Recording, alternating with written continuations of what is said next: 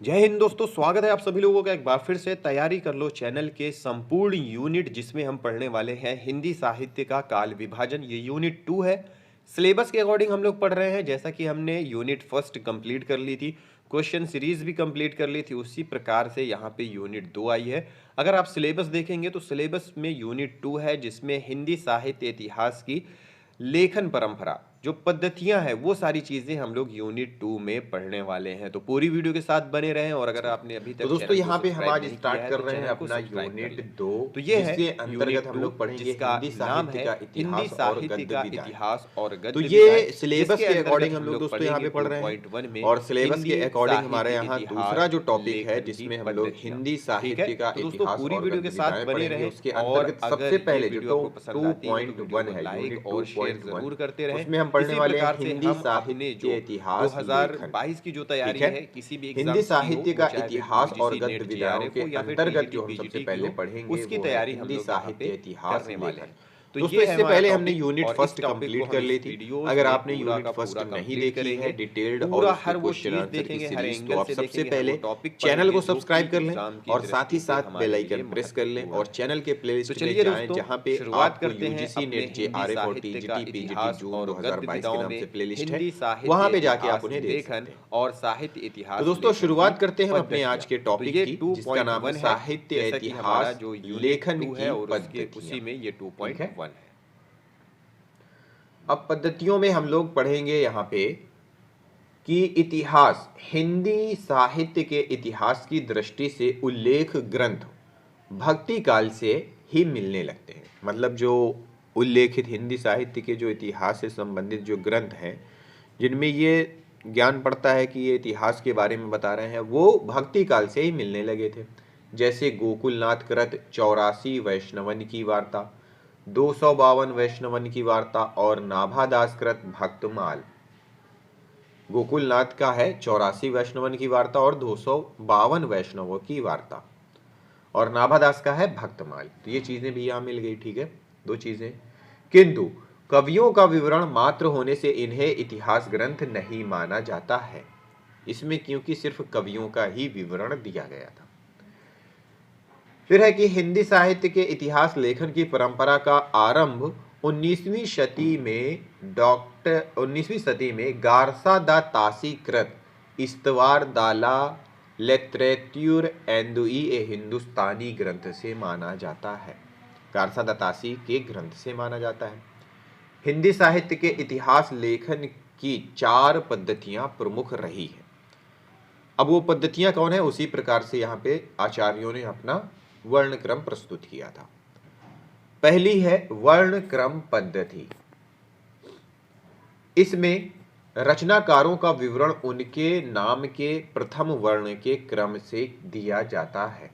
वर्णक्रम मतलब शब्द के अनुसार।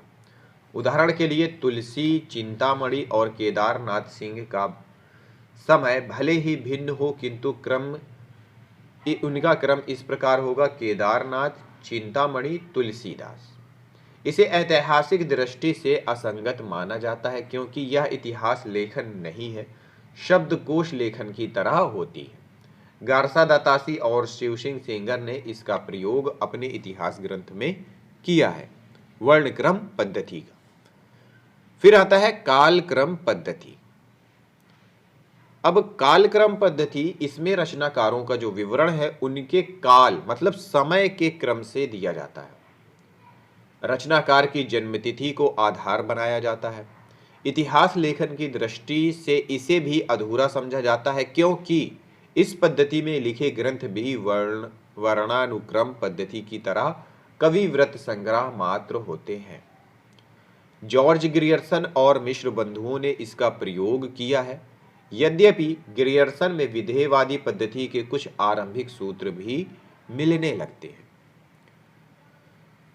फिर है वैज्ञानिक पद्धति। इसमें ग्रंथकार निरपेक्ष एवं तटस्थ रहकर तथ्य संकलन कर उसे क्रमबद्ध रूप में प्रस्तुत करता है।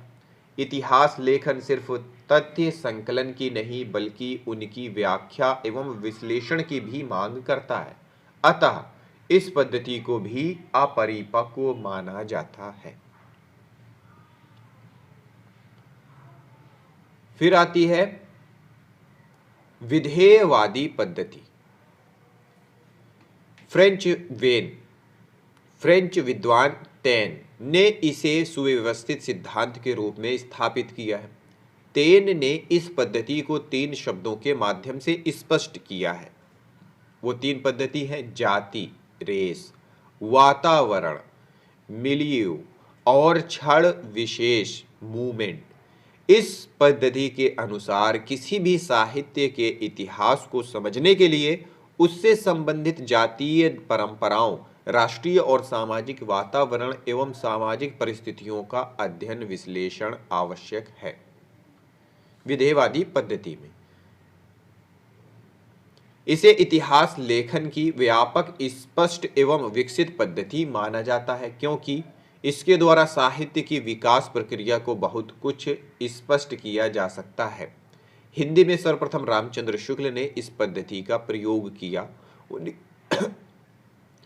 उनके बाद रामस्वरूप चतुर्वेदी, बच्चन सिंह आदि प्रख्यात साहित्यकारों ने इस पद्धति को आगे बढ़ाया। यह तथ्य उनके निम्नलिखित उद्धरणों से स्पष्ट होता है। पहला है, रामचंद्र शुक्ल के अनुसार प्रत्येक देश का साहित्य वहां की जनता की चित्त वृत्तियों का संचित प्रतिबिंब होता है। आदि से अंत तक इन्हें चित्रवृत्तियों की परंपरा को परखते हुए साहित्य परंपरा के साथ उनका सामंजस्य बिठाना ही साहित्य कहलाता है। और रामस्वरूप चतुर्वेदी जी के अनुसार कवि का काम यदि दुनिया में ईश्वर के कामों को नियोजित ठहराना है तो साहित्य के इतिहासकार का काम है कवि के कामों को साहित्य इतिहास की विकास प्रक्रिया में नियोजित दिखा सकना। हिंदी साहित्य इतिहास डॉक्टर नगेंद्र और डॉक्टर हरदयाल के अनुसार ये है। फिर साहित्य इतिहास दर्शन की बात करते हैं। जिस प्रकार साहित्य की परंपरा का अध्ययन साहित्य इतिहास लेखन के माध्यम से किया जाता है, उसी प्रकार साहित्य इतिहास लेखन व उसकी परंपरा का अध्ययन साहित्य इतिहास दर्शन करता है। साहित्य इतिहास दर्शन से अभिप्राय साहित्य के इतिहास लेखन में प्रयुक्त दृष्टिकोण एवं विचारों का अध्ययन करने वाले विषय से है। हिंदी में नलिन विलोचन शर्मा ने इस तरह का उल्लेख ग्रंथ लिखा है, साहित्य इतिहास दर्शन। मैनेजर पांडे का इतिहास एवं साहित्य दृष्टि भी इसी प्रकार का ग्रंथ है। आचार्य रामचंद्र शुक्ल कृत हिंदी साहित्य इतिहास से संबंधित कुछ प्रमुख तथ्य देखेंगे। वक्तव्य एवं काल विभाजन। आचार्य शुक्ल ने अपने से पहले लिखे साहित्य इतिहास ग्रंथों को कवि व्रत संग्रह कहा है। शिव सिंह सरोज का कवि व्रत संग्रह, modern vernacular literature of Hindustan बड़ा कवित्त संग्रह कहा है। मिश्र बंधु विनोद को प्रकांड कवि व्रत संग्रह कहा है।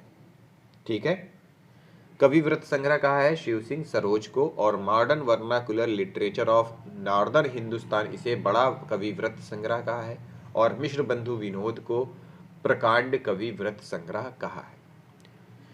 इन्होंने नामकरण 2 आधार पर किया था। काल विभाग के भीतर प्राप्त होने वाली विशेष ढंग की रचनाओं की प्रचुरता व उनके स्वरूप के अनुसार। दूसरा, ग्रंथों की प्रसिद्धि के आधार पर, क्योंकि प्रसिद्धि भी किसी काल की लोक प्रवृत्ति की प्रतिध्वनि है। किसी काल विस्तार को लेकर यूं ही पूर्व और उत्तर नाम 2 हिस्से कर डालना इतिहास विभाग नहीं कहला सकता है। किसी काल के कवियों की साहित्यिक विशेषताओं के संबंध में मैंने जो संक्षिप्त प्रचार प्रकट किए वे दिग्दर्शन मात्र के लिए इतिहास की पुस्तक में किसी कवि की पूरी क्या अधूरी आलोचना भी नहीं हो सकती है।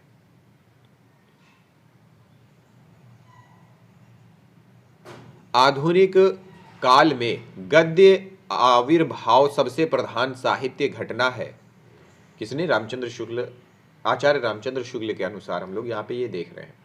वर्तमान लेखकों और कवियों के संबंध में कुछ लिखना अपने सिर पर बला मोल लेना ही समझ पड़ता है। रीतिकाल के कवियों के परिचयात्मक विवरण मैंने प्रायः मिश्र बंधु विनोद से ही लिए हैं। कौन से? कवियों के परिचयात्मक विवरण इन्होंने मिश्रबंधु विनोद से लिए हैं। मिश्रबंधु विनोद के अतिरिक्त सामग्री सहयोग के लिए इन ग्रंथों के नाम शुक्ल जी ने दिए हैं। वो है हिंदी गोविंद रत्नमाला बाबू श्याम सुंदरदास जी की, कविता कौमुदी राम नरेश त्रिपाठी की और ब्रज माधुरी सार ये वियोगी हरि जी की है।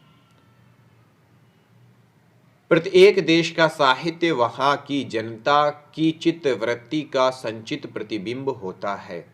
और शुक्ल जी का काल विभाजन एवं नामकरण कुछ इस प्रकार है। आदिकाल, वीर गाथा काल भी कहा है इन्होंने इसे, और संवत 1050 से 1375 तक का समय है। आदिकाल और वीर गाथा काल आचार्य रामचंद्र शुक्ल ने कहा है। 1050 से 1375 तक इसका समय है, संवत 1050 से 1375। फिर पूर्व मध्यकाल जिसे भक्ति काल कहा है, संवत 1375 से 1700 तक का समय। उत्तर मध्यकाल जिसे रीति काल कहा है, संवत 1700 से लेकर के 1900। और अंत में आधुनिक काल जिसे गद्य काल कहा है, संवत 1900 से लेकर के 1984 तक। ये शुक्ल जी के अनुसार काल विभाजन है। ठीक है था। और दोस्तों यहाँ पे अगर आपने पिछली और जो हमारी फर्स्ट यूनिट थी उसको भी हमने कंप्लीट कर लिया, अगर आपने उसे नहीं देखा है तो आप सबसे पहले चैनल को सब्सक्राइब कर ले और साथ ही साथ बेल आइकन प्रेस करके चैनल के प्लेलिस्ट में जाएं। वहाँ पे यूजीसी नेट जेआरएफ और टीजीटी पीजीटी जून 2022 के नाम से प्लेलिस्ट है, वहाँ पे आप उसे जाकर देख सकते हैं।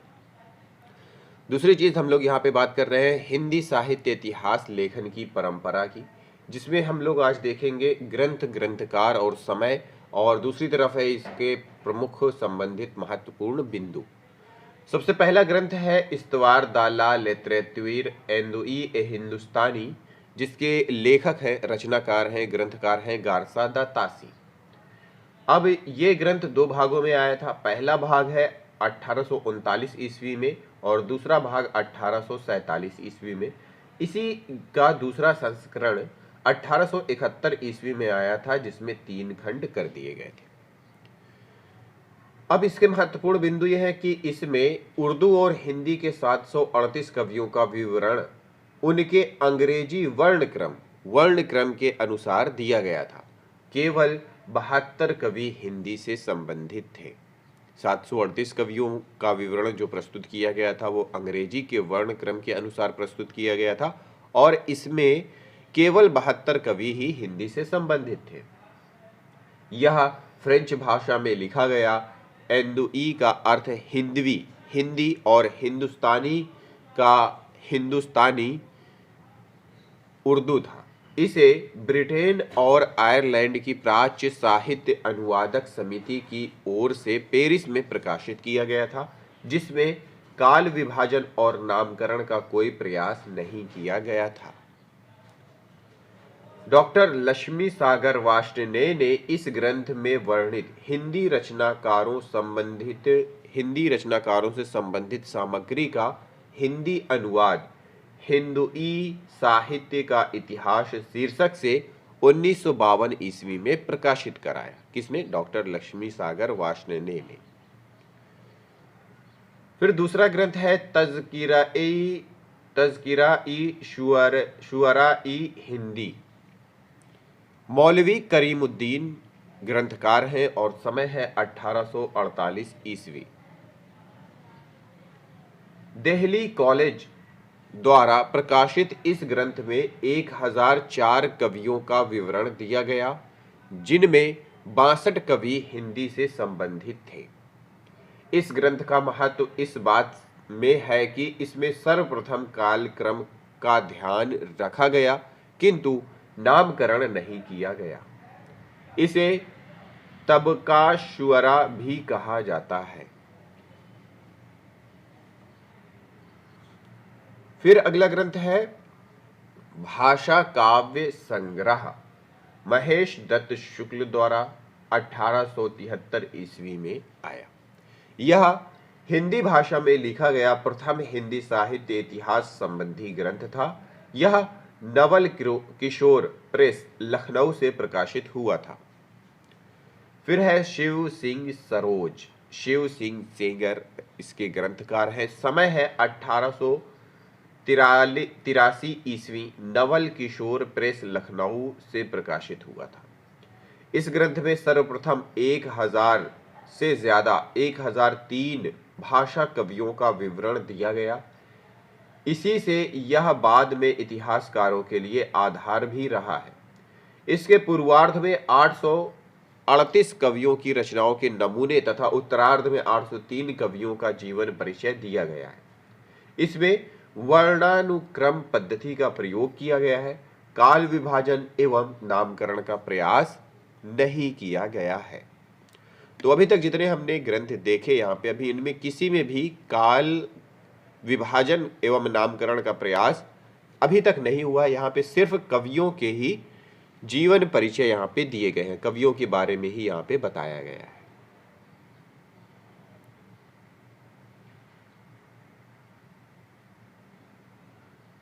फिर है the modern vernacular literature of northern Hindustan. George Grierson का यह ग्रंथ है, 1888 ईस्वी में प्रकाशित हुआ था।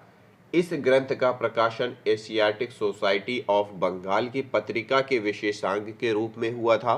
बहुत से विद्वानों ने इसे सही अर्थों में हिंदी साहित्य का पहला इतिहास ग्रंथ माना है। इसमें सर्वप्रथम हिंदी साहित्य का भाषा की दृष्टि से क्षेत्र निर्धारित करते हुए हिंदी के इतिहास को संस्कृत, पाली, प्राकृत एवं अरबी फारसी मिश्रित उर्दू से पृथक किया गया था।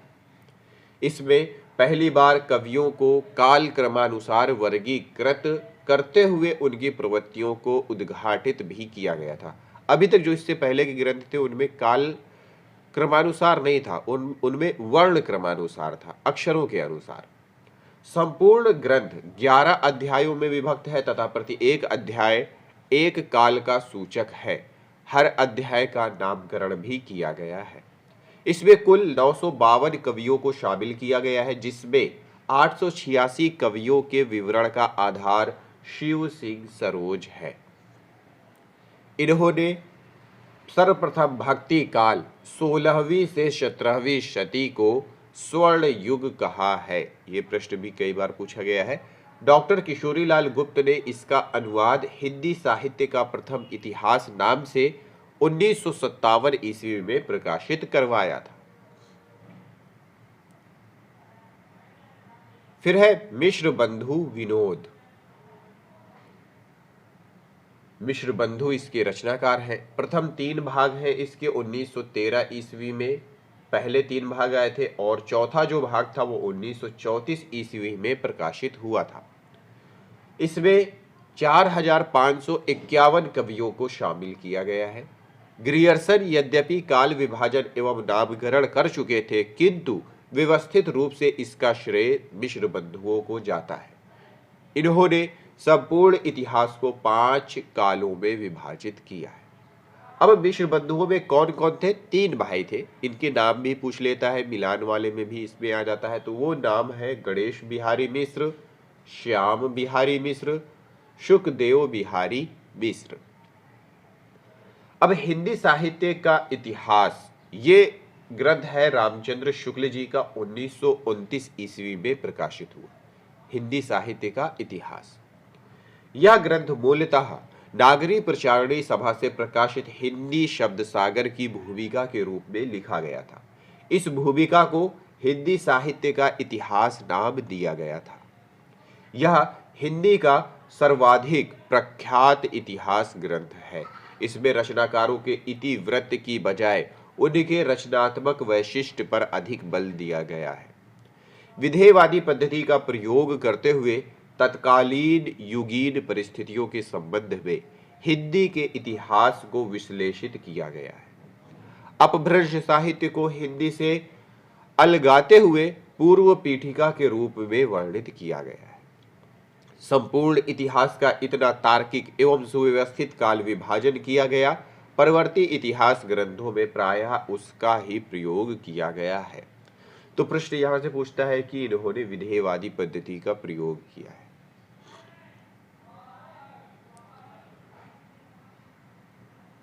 फिर है हिंदी साहित्य का आलोचनात्मक इतिहास। रचनाकार ग्रंथकार है डॉक्टर राम कुमार वर्मा और ये समय है 1938 ईस्वी में ये प्रकाशित हुआ था।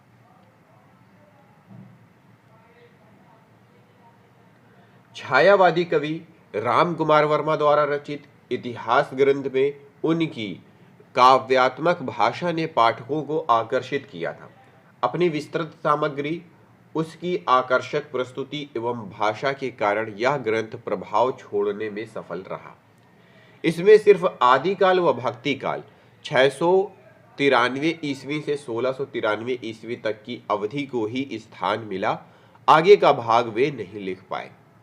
निर्गुण ज्ञानाश्रयी शाखा को संत काव्य तथा निर्गुण प्रेमाश्रयी शाखा को सूफी काव्य नाम दिया था। इसमें अपभ्रंश साहित्य के बड़े हिस्से को भी शामिल कर संधि काल शीर्षक के अंतर्गत प्रस्तुत किया गया था। वर्मा जी ने इसी से आदि काल को संधि काल एवं चारण काल कहा है। तो ये भी है आदि काल और संधि काल एवं चारण काल। किसने कहा आदि काल को? आदि काल को संधि काल एवं चारण काल कहा है रामकुमार वर्मा ने। फिर है हिंदी साहित्य की भूमिका, ग्रंथ है 1940 ईस्वी हजारी प्रसाद द्विवेदी जी का। फिर है हिंदी साहित्य का उद्भव और विकास 1952 ईस्वी हजारी प्रसाद द्विवेदी का। और फिर है हिंदी साहित्य का आदिकाल 1952 ईस्वी, जो ग्रंथकार हैं वो है हजारी प्रसाद द्विवेदी। तो ये तीनों ग्रंथ हजारी प्रसाद द्विवेदी जी के हैं। हजारी प्रसाद द्विवेदी ने कोई स्वतंत्र इतिहास ग्रंथ नहीं लिखा, किंतु उल्लेखित तीनों ग्रंथ साहित्य इतिहास संबंधी ही हैं एवं उनमें एक निश्चित साहित्य इतिहास दृष्टि भी मिलती है। आचार्य द्विवेदी इतिहास को परंपरा के विकास के रूप में व्याख्यायित करते थे। इन्होंने विश्व भारती के गैर हिंदी भाषी साहित्य जिज्ञासुओं को हिंदी साहित्य से परिचित करवाने हेतु जो व्याख्यान दिए थे, उन्हें ही संशोधित परिवर्तित कर हिंदी साहित्य की भूमिका नामक ग्रंथ तैयार किया गया था। आदिकाल का स्वरूप निर्धारण, भक्ति काल के उदय की पृष्ठभूमि, परिवर्ती सिद्धांतों से भक्ति कालीन संत काव्य का संबंध उद्घाटन, हिंदी सूफी काव्य का आधार संस्कृत प्राकृत अपभ्रंश की काव्य परंपराओं को मानना आदि उनकी साहित्य इतिहास के रूप में उपलब्धियां हैं।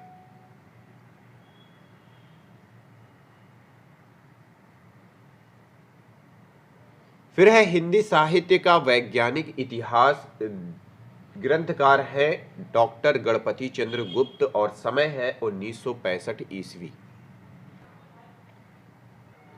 आचार्य शुक्ल द्वारा प्रतिपादित ढांचे में आमूल चूल परिवर्तन करने का एक सार्थक प्रयास इस ग्रंथ के माध्यम से हुआ है। शुक्ल जी के जो ग्रंथ को, जो उसमें कुछ त्रुटियां थी, उनको समझ लीजिए कि यहाँ पे अपडेट करके प्रस्तुत किया गया था। संपूर्ण इतिहास को 3 कालों में विभक्त किया गया है, प्रारंभिक, मध्य और आधुनिक काल। इसमें साहित्य इतिहास के विकासवादी सिद्धांतों की प्रतिष्ठा करते हुए उसके आलोक में हिंदी साहित्य की नूतन व्याख्या प्रस्तुत करने की चेष्टा की गई है। फिर है हिंदी साहित्य का इतिहास, संपादक डॉक्टर नगेंद्र एवं डॉक्टर हरदयाल 1973 ईस्वी। डॉक्टर नगेंद्र के संपादन में 26 विद्वानों के सहयोग से यह विशद ग्रंथ रचा गया था। इतने विद्वानों के कारण यह एक ऐतिहासिक दृष्टि से संपूर्ण ग्रंथ में आद्योपांत नहीं हो पाई, किंतु फिर भी प्रत्येक काल व उससे जुड़े रचनाकारों पर सरल भाषा में अपेक्षाकृत अधिक प्रमाणिक व व्यवस्थित सामग्री के कारण यह विद्यार्थियों में विशेष रूप से प्रचलित है। फिर है हिंदी साहित्य और संवेदना का विकास, ग्रंथकार है रामस्वरूप चतुर्वेदी 1986 ईस्वी। साहित्य इतिहास लेखन के लिए व्यास सम्मान सहित कई पुरस्कार प्राप्त करने वाला यह ग्रंथ अपनी लोकप्रियता एवं आकर्षण में अद्वितीय है। रामस्वरूप चतुर्वेदी मूलतः आचार्य शुक्ल की दृष्टि से प्रभावित है, फिर भी उन्होंने शुक्ल जी के युगीन दृष्टिकोण और द्विवेदी जी के परंपरावादी दृष्टिकोण में परस्पर संबंध बनाते हुए इन्होंने लिखा है। शुक्ल जी की बहुत सी स्थापनाओं की स्थापित करने के प्रयास से भी उनकी मौलिकता क्षरित नहीं होती। शुक्ल जी की परंपरा को गंभीरता से पुनर्परिभाषित किया है। भाषा और साहित्य के गहरे संबंधों की खोज उनकी प्रमुख विशेषता है। भाषिक प्रवृत्तियों की गहरी समीक्षा से साहित्यिक परंपरा के संदर्भ व्याख्यायित किए हैं। आज हमारा जो टॉपिक है वो है हिंदी साहित्य इतिहास संबंधित प्रमुख ग्रंथ और ग्रंथकार। यहाँ पे हम क्रमानुसार देखने वाले हैं, क्रम के अनुसार देखेंगे। तो एक तरफ लिखा हुआ है ग्रंथ, जिसमें ग्रंथ का समय ईस्वी में लिखा हुआ है, और दूसरे तरफ लिखा हुआ है उन ग्रंथ के ग्रंथकारों का नाम। तो सबसे पहला यहाँ पे है इस्तवार दाला लेत्रेत्विर एंदुई ए हिंदुस्तानी। इसका जो समय है वो 1839 ईस्वी है। इसके जो रचनाकार हैं, ग्रंथकार हैं, वो हैं गारसा दा तासी। फिर है तज़किरा-ई शुअरा-ई हिंदी, जिसे तबका शुअरा भी कहते हैं। इसका जो समय है वो 1848 ईस्वी है, और इसके जो ग्रंथकार हैं वो मौलवी करीमुद्दीन है। फिर है भाषा काव्य संग्रह 1873 ईस्वी, महेश दत्त शुक्ल इसके ग्रंथकार हैं। फिर है शिव सिंह सरोज 1883 ईस्वी, शिव सिंह सेंगर इसके ग्रंथकार हैं। फिर है the modern vernacular literature of northern Hindustan 1888 ईस्वी, ग्रंथकार जॉर्ज ग्रियर्सन। हिंदी कोविद रत्नमाला, 2 भाग हैं, एक 1909 में आया था और दूसरा 1914 ईस्वी में, और इसके ग्रंथकार हैं श्याम सुंदर दास। फिर है मिश्र बंधु विनोद 1913 ईस्वी, मिश्र बंधु इसके ग्रंथकार हैं। फिर है a sketch of Hindi literature 1917 ईस्वी, एडविन ग्रीव्स ने इसे लिखा है। फिर है a history of Hindi literature 1920 ईस्वी, F.E.K ने इसे लिखा है। फिर है ब्रज माधुरी सार 1923 ईस्वी, वियोगी हरि का ये ग्रंथ है। फिर है हिंदी साहित्य विमर्श 1923 ईस्वी, पदुमलाल पुन्नालाल बख्शी द्वारा लिखा ये ग्रंथ है। फिर है हिंदी भाषा का विकास 1924 ईस्वी, श्याम सुंदर दास। कविता कौमुदी 1928, राम नरेश त्रिपाठी। हिंदी साहित्य का इतिहास 1929, रामचंद्र शुक्ल। सबसे जो इम्पोर्टेंट सर्वमान्य है वो हिंदी साहित्य का इतिहास है रामचंद्र शुक्ल जी का। फिर है हिंदी भाषा एवं साहित्य 1930 ईस्वी, श्याम सुंदर दास। हिंदी साहित्य का विवेचनात्मक इतिहास 1930 ईस्वी, सूर्यकांत शास्त्री जी का। फिर आगे और भी हैं अभी।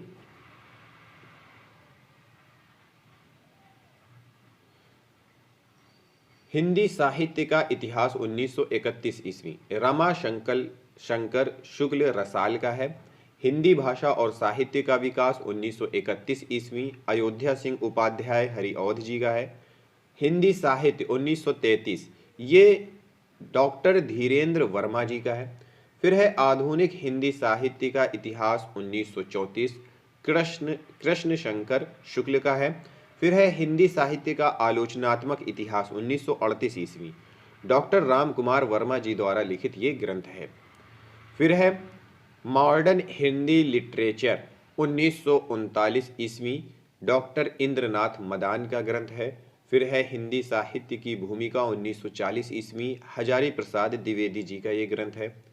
खड़ी बोली हिंदी साहित्य का इतिहास 1941, ब्रज रत्न दास जी का है। आधुनिक हिंदी साहित्य 1941, डॉक्टर लक्ष्मी सागर वार्ष्णेय जी का है। हिंदी काव्य धारा 1944, राहुल सांकृत्यायन जी का है। हिंदी वीर काव्य 1945, डॉक्टर टीकम सिंह तोमर का है।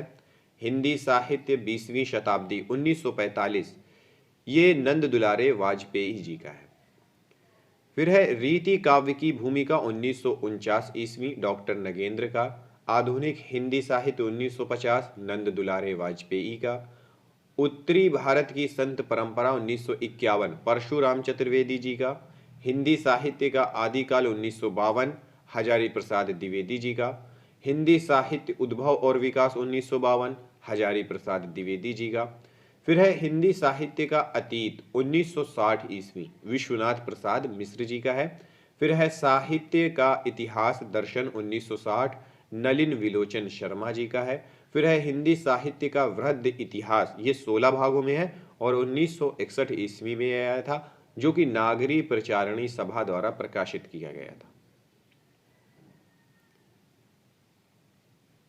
अभी और हैं कुछ, उन्हें भी देख लेते हैं। हिंदी साहित्य का वैज्ञानिक इतिहास 1965, डॉक्टर गणपति चंद्र गुप्त का है। हिंदी साहित्य का इतिहास 1973, डॉक्टर नगेंद्र डॉक्टर हरदयाल का है। आधुनिक हिंदी का आदिकाल 1973, नारायण चतुर्वेदी जी का ग्रंथ है। साहित्य एवं इतिहास दृष्टि 1981, मैनेजर पांडे इसके ग्रंथकार हैं। हिंदी साहित्य का सरल इतिहास 1985, विश्वनाथ त्रिपाठी जी का ग्रंथ है। फिर है हिंदी साहित्य और संवेदना का विकास 1986, ये रामस्वरूप चतुर्वेदी जी का ग्रंथ है। फिर है हिंदी साहित्य का दूसरा इतिहास 1996, ये बच्चन सिंह का है। हिंदी साहित्य का आधा इतिहास 2003, सुमन राजे इसके ग्रंथकार हैं। हिंदी साहित्य का मौखिक इतिहास 2004, संपादक नीलाभ हैं। हिंदी साहित्य का ओझल नारी इतिहास 2012, ये नीरजा माधव का ग्रंथ है। फिर है कि उदय नारायण तिवारी कृत हिंदी भाषा का उद्भव और विकास तथा डॉक्टर भगीरथ मिश्र कृत हिंदी काव्यशास्त्र का इतिहास उल्लेख ग्रंथ है। ठीक है। राम नरेश त्रिपाठी ने कविता कौमुदी 1928 ईस्वी के 8 भागों में हिंदी, उर्दू, बांग्ला और संस्कृत की कविताओं तथा लोकगीतों का संकलन संपादन किया था। साहित्य इतिहास संबंधी अन्य उल्लेखनीय ग्रंथ हैं तो वो है राजस्थानी भाषा और साहित्य मोतीलाल मेनारिया का। राजस्थान का पिंगल साहित्य डॉक्टर मोतीलाल मेनारिया। राजस्थानी साहित्य की रूपरेखा डॉक्टर मोतीलाल मेनारिया। चैतन्य मत और ब्रज साहित्य प्रभुदयाल मीतल का। राधा वल्लभ संप्रदाय सिद्धांत और साहित्य, राधा वल्लभ संप्रदाय सिद्धांत और साहित्य, ये डॉक्टर विजयेंद्र स्नातक का है। पंजाब प्रांतीय हिंदी साहित्य का इतिहास चंद्रकांत बाली का ग्रंथ है। आचार्य हजारी प्रसाद द्विवेदी के विषय में डॉक्टर गणपति चंद्र गुप्त ने लिखा है, वस्तुतः वे पहले व्यक्ति हैं जिन्होंने आचार्य शुक्ल की अनेक धारणाओं और स्थापनाओं को चुनौती देते हुए उन्हें सबल प्रमाणों के आधार पर खंडित किया है। निश्चय ही आचार्य द्विवेदी हिंदी के सबसे अधिक सशक्त इतिहासकार रहे हैं। किसके अनुसार है ये? गणपति चंद्र गुप्त के अनुसार है। हिंदी के साहित्य इतिहास लेखन के लिए संदर्भ में नलिन विलोचन शर्मा के निम्नलिखित मत स्मरणीय हैं। पहला है, हिंदी साहित्य का पहला इतिहास लेखक गारसा दा तासी था, यह निर्विवाद है। दूसरा है, हिंदी के विधेयवादी साहित्य इतिहास के आदम प्रवर्तक शुक्ल जी नहीं। आज का टॉपिक रहेगा हिंदी साहित्य का काल विभाजन, और काल विभाजन हम उन सभी इतिहासकारों के आधार पर देखेंगे जिन्होंने काल विभाजन का प्रयास किया या फिर काल विभाजन उन्होंने किया। तो सबसे पहले इसमें है हमारे पास डॉक्टर ग्रियर्सन का काल विभाजन। ठीक है, डॉक्टर ग्रियर्सन का काल विभाजन और नामकरण। सबसे पहले काल को इन्होंने चारण काल कहा। इसका जो समय है सन 700 से लेकर के 1400 ईस्वी तक का समय है। दूसरा है 15वीं शती का धार्मिक पुनर्जागरण। तीसरा मलिक मोहम्मद जायसी का प्रेम काव्य। चौथा ब्रज का कृष्ण काव्य सन 1500 से लेकर के 1600 ईस्वी तक। फिर है मुगल दरबार, तुलसीदास रीति काव्य, इसको इन्होंने सन 1580 से लेकर के 1692 ईस्वी तक का माना है। फिर है तुलसीदास के अन्य परिवर्ती, सन 1600 से लेकर के 1700 ईस्वी तक का समय माना है। फिर है 18वीं शताब्दी, 1700 से लेकर के 1800 ईस्वी तक का समय। फिर है कंपनी के शासन में हिंदुस्तान और उसके बाद है विक्टोरिया के शासन में हिंदुस्तान। तो कहने का तात्पर्य यह है कि जो जॉर्ज ग्रियर्सन थे उन्होंने 11 भागों में काल विभाजन किया था। ठीक है, काल विभाजन और नामकरण। फिर है मिश्र बंधुओं का काल विभाजन एवं नामकरण। तो सबसे पहले काल को इन्होंने कहा प्रारंभिक काल, जिसे दो भागों में बांटा। पहला हो गया पूर्व प्रारंभिक काल, जिसे संमत 700 लेकर के 1343 विक्रम संवत तक बांटा। दूसरे काल को उत्तरारंभिक काल, जिसे संमत 1344 से लेकर के 1444 विक्रम संवत तक का बांटा। फिर दूसरा काल इन्होंने कहा माध्यमिक काल, पहला प्रारंभिक और दूसरा माध्यमिक। फिर माध्यमिक को भी इन्होंने दो भागों में विभाजित किया। पहला भाग है पूर्व माध्यमिक काल, संमत 1445 से लेकर के 1560 तक का जो समय है वो पूर्व माध्यमिक काल में आता है। फिर दूसरा है माध्यमिक काल का भाग प्रौढ़ माध्यमिक काल, जो कि संमत 1561 से लेकर के 1680 विक्रम संवत तक का समय है। फिर तीसरे काल का इन्होंने नामकरण किया है अलंकृत काल। अब अलंकृत काल को भी इन्होंने दो भागों में बांटा है। पहले भाग का नाम है पूर्वालंकृत काल, जो कि संमत 1681 से लेकर के 1790 विक्रम संवत तक का समय है।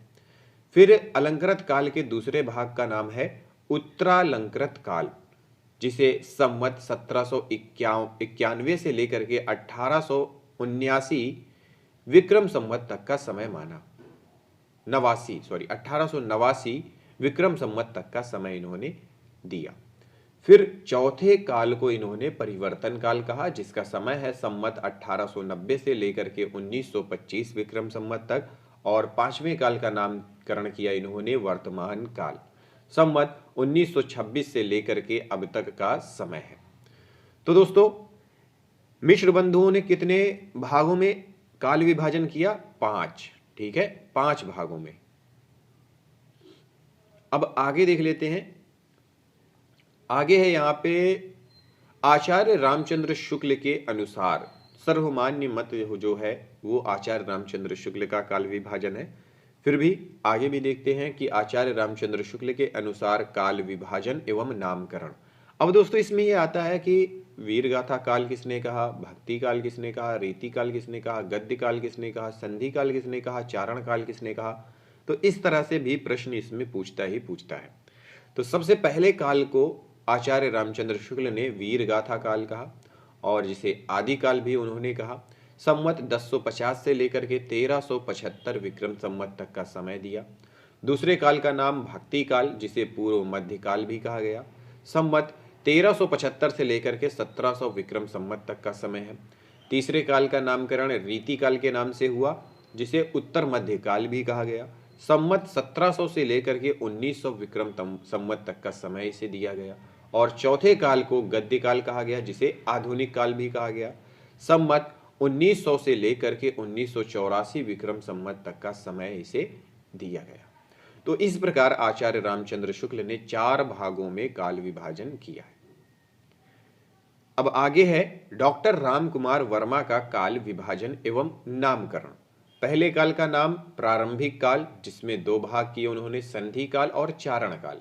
संधि काल का समय संवत 750 से 1000 विक्रम संवत तक का समय, और चारण काल का समय संवत 1000 से लेकर के 1375 विक्रम संवत तक का समय कहा। अब ये प्रश्न पूछता है कि प्रारंभिक काल को संधि काल और चारण काल किसने कहा? तो डॉक्टर रामकुमार वर्मा। या फिर आदि काल को संधि काल एवं चारण काल किसने कहा? तो ये भी है डॉक्टर रामकुमार वर्मा। फिर दूसरे काल का नामकरण इन्होंने भक्ति काल के नाम से किया, संवत 1375 से लेकर के संवत 1700 विक्रम संवत तक का समय। इसके बाद तीसरे काल को रीति काल के नाम से पुकारा इन्होंने, और संवत 1700 से लेकर के 1900 विक्रम संवत तक का समय रहा है। और फिर अंत में है आधुनिक काल, जिसका समय संवत 1900 विक्रम संवत से लेकर के अब तक का समय है। तो इस प्रकार इन्होंने 4 भागों में ही काल विभाजन किया, डॉक्टर रामकुमार वर्मा जी ने। फिर है डॉक्टर आचार्य हजारी प्रसाद द्विवेदी का काल विभाजन एवं नामकरण। पहले काल को इन्होंने कहा आदिकाल, संमत 1000 से 1350 विक्रम संवत तक का समय। दूसरे काल को भक्ति काल, संमत 1350 से 1700 विक्रम संवत तक का समय। तीसरे काल को रीति काल, संमत 1700 से लेकर के 1900 विक्रम संवत तक का समय। और चौथे काल को आधुनिक काल, संमत 1900 से लेकर के अब तक। इसके बाद डॉक्टर गणपति चंद्रगुप्त का काल विभाजन एवं नामकरण है। पहले काल को आदिकाल कहा, सन 1184 से लेकर के 1350 ईस्वी। फिर दूसरे काल को पूर्व मध्य काल, सन 1350 से लेकर के 1600 ईस्वी। तीसरे काल को उत्तर मध्य काल, सन 1600 से लेकर के 1857 ईस्वी। और अंतिम काल को आधुनिक काल, सन 1857 से लेकर के अब तक का समय। फिर डॉक्टर नगेंद्र द्वारा संपादित ग्रंथ हिंदी साहित्य का इतिहास का काल विभाजन एवं नामकरण कुछ इस प्रकार है। सबसे पहले काल को आदिकाल, 7वीं शती के मध्य से लेकर के 14वीं शती के मध्य तक का समय। दूसरे काल को भक्ति काल, 14वीं शती के मध्य से लेकर के 17वीं शती के मध्य तक। फिर तीसरे काल को रीति काल, 17वीं शती के मध्य से लेकर के 19वीं शती के मध्य तक।